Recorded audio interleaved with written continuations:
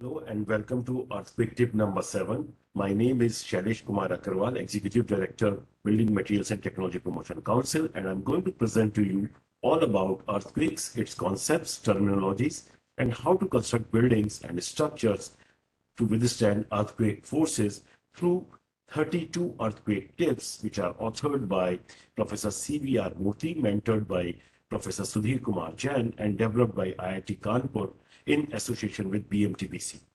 Through these tips, our aim is to spread right technical information in simple to understand language to our professionals who are in the field designing and constructing structures, especially architects and engineers. Before we start, let's make a pledge that any new structure we design or build must be earthquake resistant. The earthquake tip number 7 will educate you on how buildings twist during earthquakes. Let us first understand why buildings twist during earthquakes. Let me give you the analogy of a swing. As you can see in this figure, we all enjoyed rope swing in our childhood. The swing comprises of a wooden cradle or a plank tied with coir or nylon ropes to the strong branch of a tree. Its modified version can be seen nowadays in urban parks where plastic cradle tied with steel chains to a steel frame. If the rope swing is tied identically with two equal ropes, it swings equally when you sit in the middle of the cradle. Otherwise, there will be twist. Buildings are also like these rope swings, as you can see in the figure below. In fact, they are inverted swings, means buildings are attached at the ground, whereas swings are attached from the top. The vertical walls and columns of the buildings are like ropes, and floors are like cradles. As the swing vibrates through external push, similarly, buildings vibrate back and forth on account of ground shaking due to earthquake. Imagine buildings with more than one story. As you can see in figure 1 right hand side, they are like rope swings with more than one cradle. Now let's look at the building layout plan.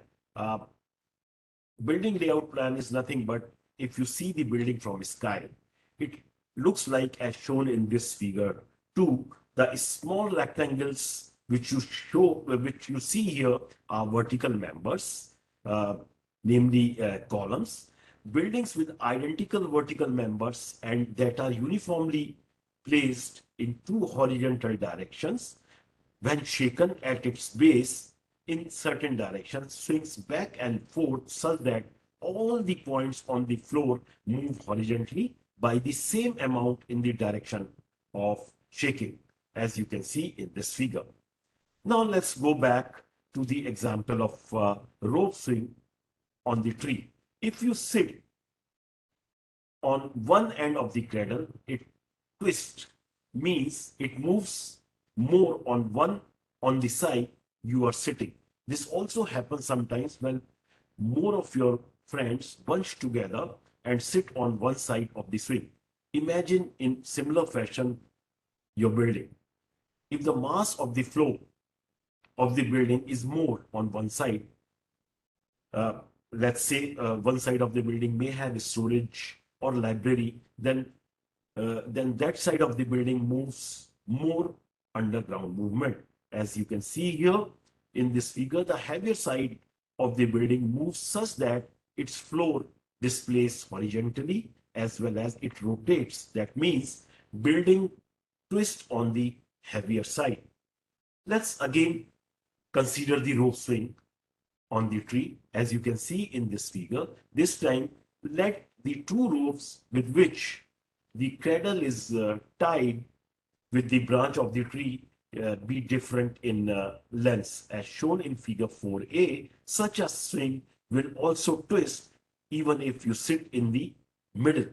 Similarly, let's take this analogy to the building. If in buildings with unequal vertical members, that is beams, columns and walls, floor twist as shown in this figure 4b. Similarly, buildings which have walls only in two sides or only on one side and thin columns along with other as shown in this figure 4c, these buildings also undergo twisting during shaking at the ground level. It may be clear from these analogies and buildings to you that buildings having irregular shapes in plan tend to twist during earthquake. Let's look at this figure 5 where you can see the building is having propped overhang.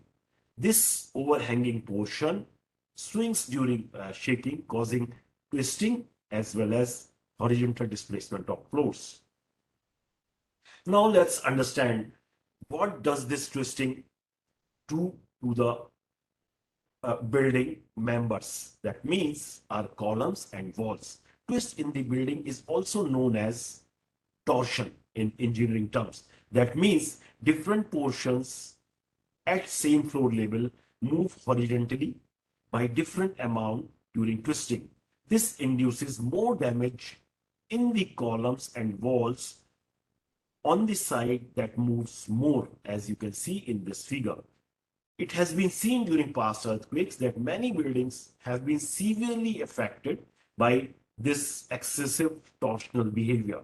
Therefore, it is best to minimize this twist, if not completely avoid, by ensuring that buildings have symmetry in plan. Means uniformly distributed mass and uniformly placed vertical members, that is columns and walls. Let me repeat here again that symmetrical buildings will perform better during earthquakes as there will not be any twist. If this twist cannot be avoided due to functional requirements, the special calculations need to be done to account for this additional shear force arising due to twisting in the design of the buildings. The IS 1893, the seismic code, have made provisions for such calculations. But please remember, as a parting note to this tip, that for sure, buildings with twists, that is unsymmetrical buildings, will perform poorly during earthquake shaking. This is all about twisting of buildings during earthquakes. You can download the tip from www.bmtpc.org website. The next earthquake tip, that is the tip number 8, will be on what is the seismic design philosophy for buildings. Thank you very much.